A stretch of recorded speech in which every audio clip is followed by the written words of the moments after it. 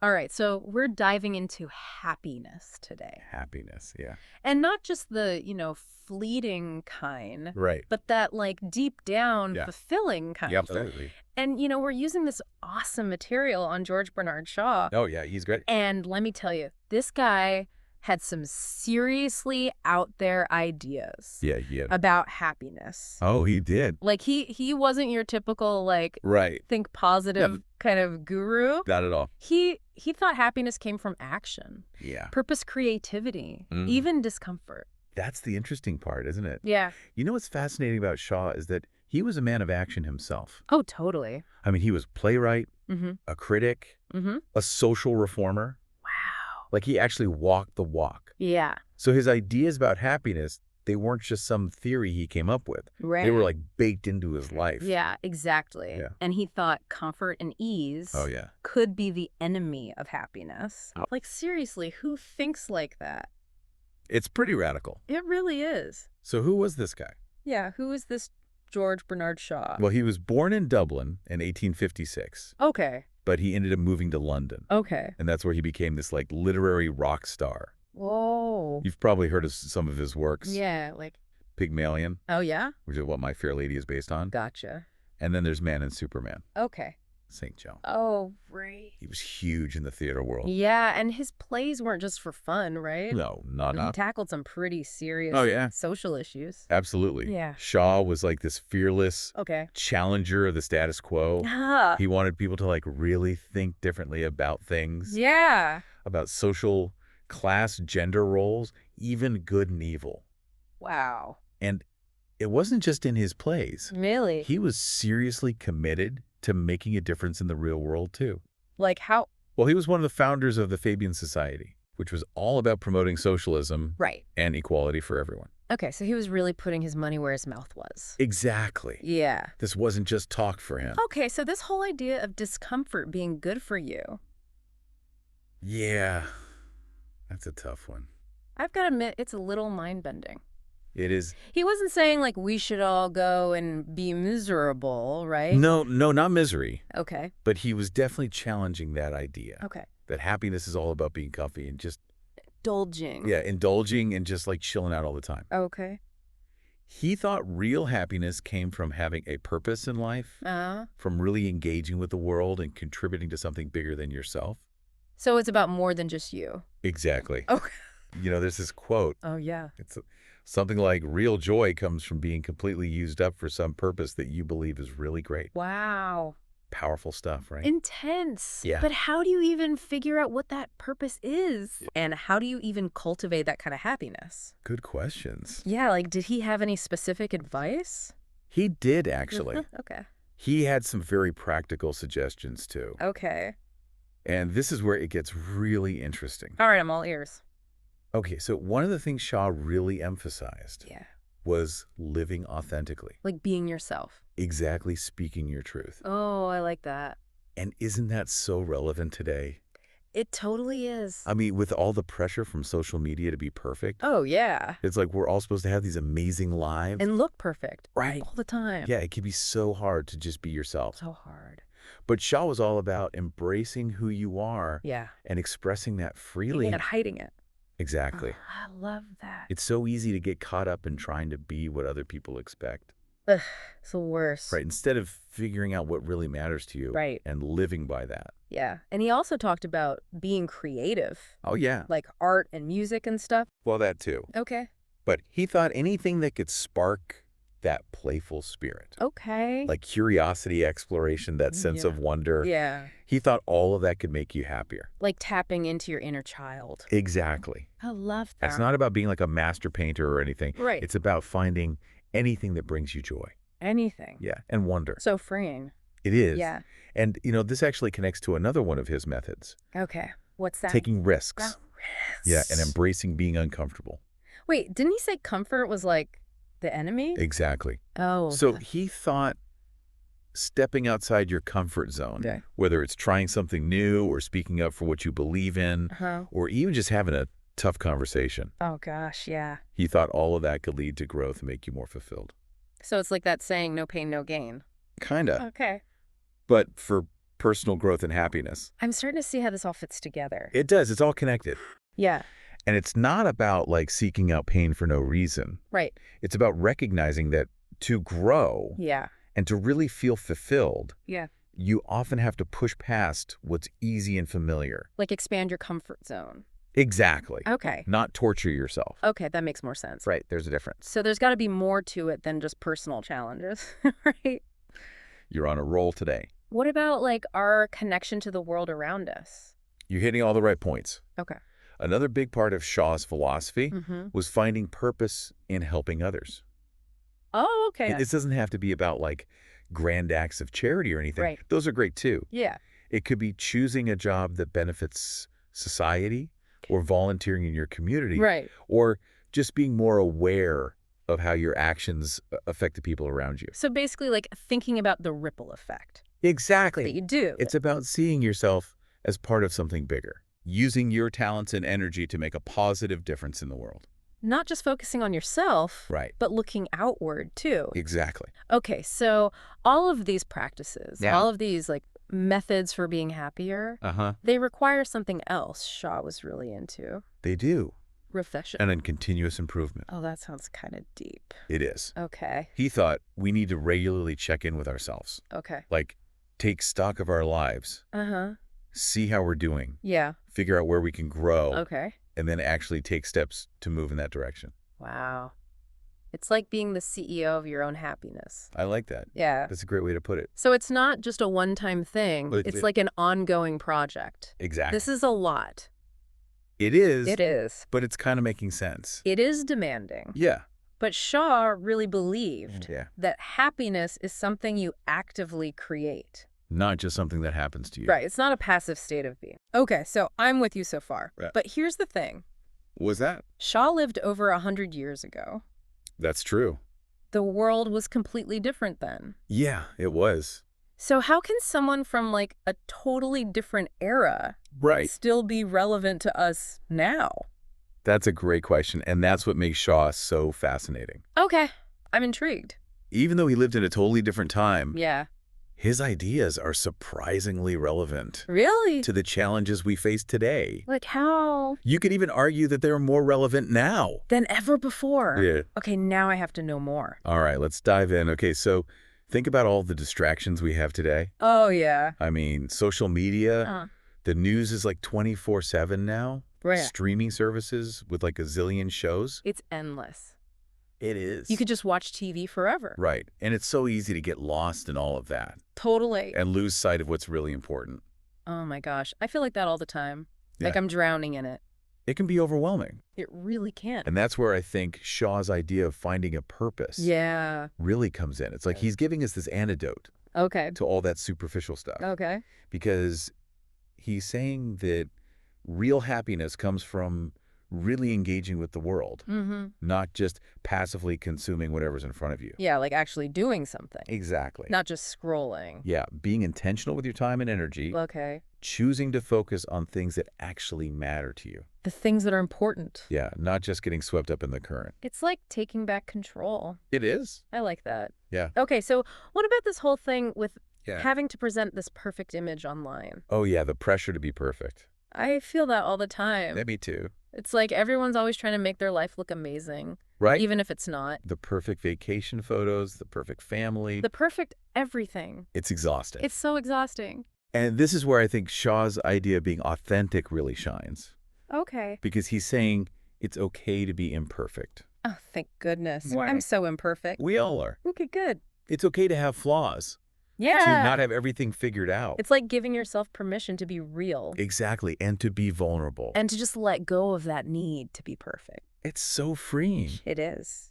And you know, another thing that's really tough these days. What's that? Is all this pressure to keep learning and growing. Oh, gosh. Yeah. The world is changing so fast. Like all the time. Technology is evolving like crazy. Jobs are changing. Right. It's like you have to constantly be learning new things. It's a lot. It is. It can be really overwhelming. It can. Yeah. But that's where I think Shaw's emphasis on lifelong learning is so important. Okay. Because he's reminding us to be curious, to be open-minded, and to keep challenging ourselves to learn and grow. It's like having a growth mindset. Exactly. Seeing challenges as opportunities. To learn and get better. Exactly. Yeah. Instead of seeing them as roadblocks. Yeah. And there's one more thing I want to touch on. Yeah. This idea of taking risks. Oh, yeah. And embracing discomfort. Yeah. Because it seems like nowadays everyone's just trying to play it safe. Right. Like failure is this big scary monster. It is. Yeah. But I think there's something really powerful about pushing yourself. Yeah. Stepping outside that comfort zone. Like taking a chance. Exactly. Even if you might fail. And this is where Shaw's message is so powerful. Okay. How so? Because he reminds us that sometimes the greatest growth and the deepest fulfillment come from taking risks. Okay. From facing our fears. Yeah. From challenging ourselves to do things that might feel scary. Even if they're uncomfortable. Right. Yeah. It's in those moments of vulnerability. Okay. When we're really putting ourselves out there. Yeah. That we discover our true strength. Oh, I like that. And our resilience. So it's about embracing the unknown. Yeah. Stepping outside that safe little bubble. Exactly. And trusting that even if things don't work out, you'll still learn and grow from it. You will. Now I'm getting chills. Yeah. And all of this.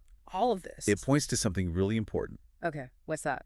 That true happiness isn't something that just happens to you. Oh. It's something you actively create. We have the power. We do. Okay. Through the choices we make, the actions we take, and how we engage with the world around us. So it's about the journey. It is. Not just the destination. Exactly. It's about embracing the whole journey. Wow. With all its ups and downs. Yeah. And finding joy in the process of becoming the best version of ourselves. This is so empowering. It is. I love this idea. It's a powerful message. Yeah. Especially in a world that's always telling us we need to achieve more. To be happy.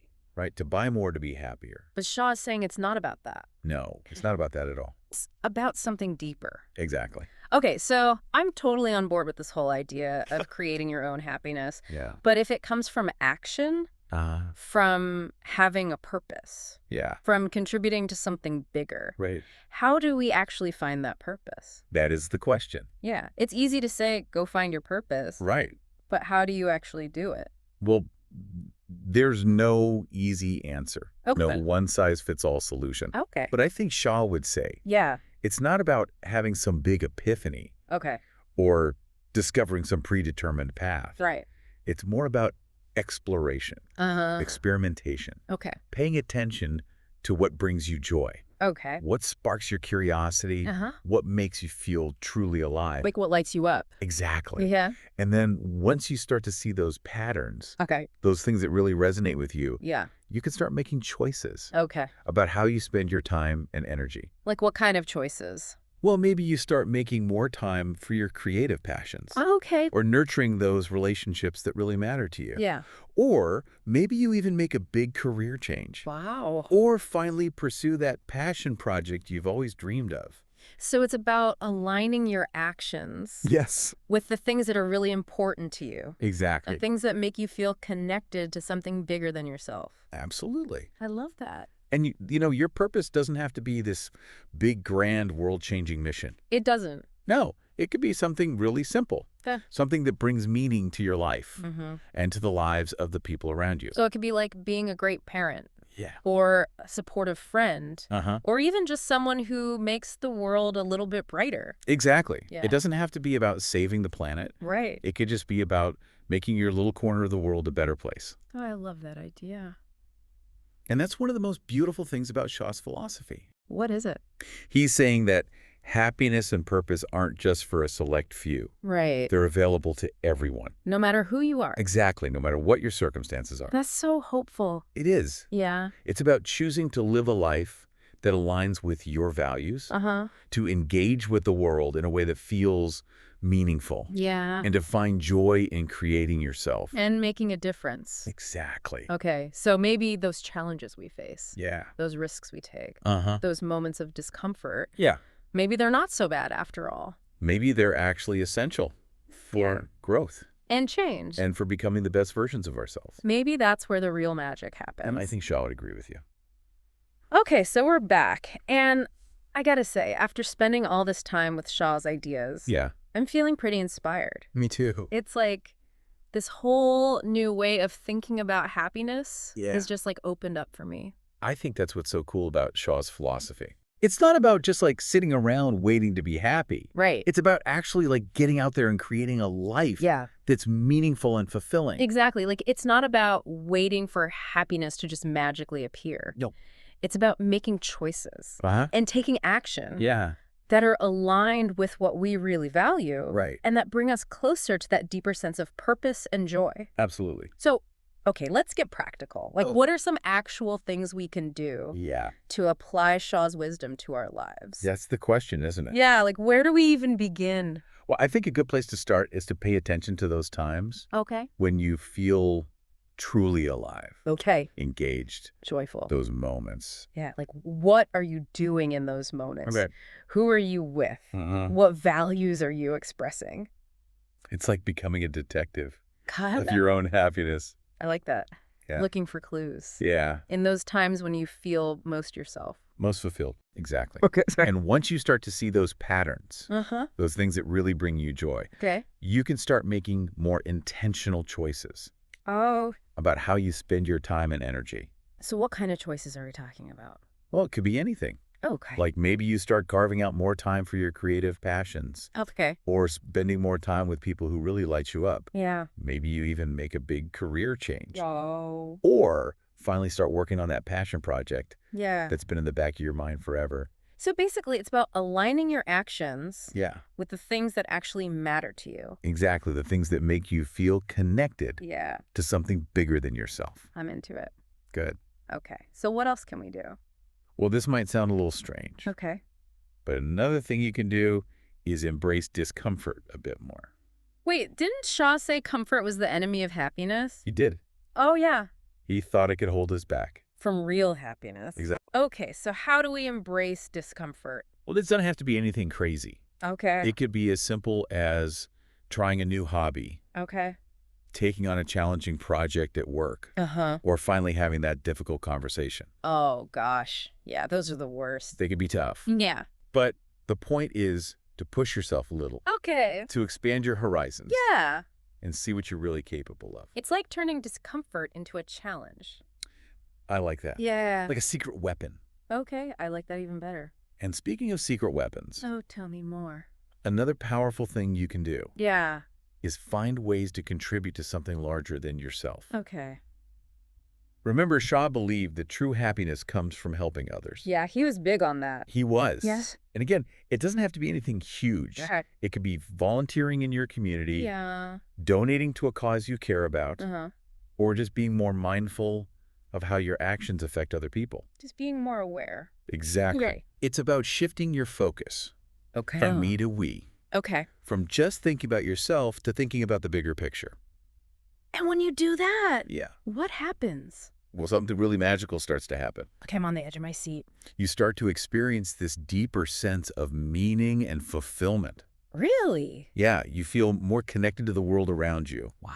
And you realize that true happiness isn't something you have to chase. It's a way of being. A way of living. A way of showing up in the world. That's beautiful. It is. And it's available to everyone. Exactly. I love that. Shaw's basically saying you have the power to create happiness in your life. Right here, right now. Exactly. It's not about winning the lottery or being super successful. It's about making choices every day that make you feel good. Yeah, that nourish your soul. And that connect you to something bigger. Exactly. So as we wrap up our deep dive into George Bernard Shaw, let's leave our listeners with a final thought to ponder. Okay. If Shaw were here with us today, what challenge do you think he would give us? That's a good question. Yeah, what would he want us to take away from all of this?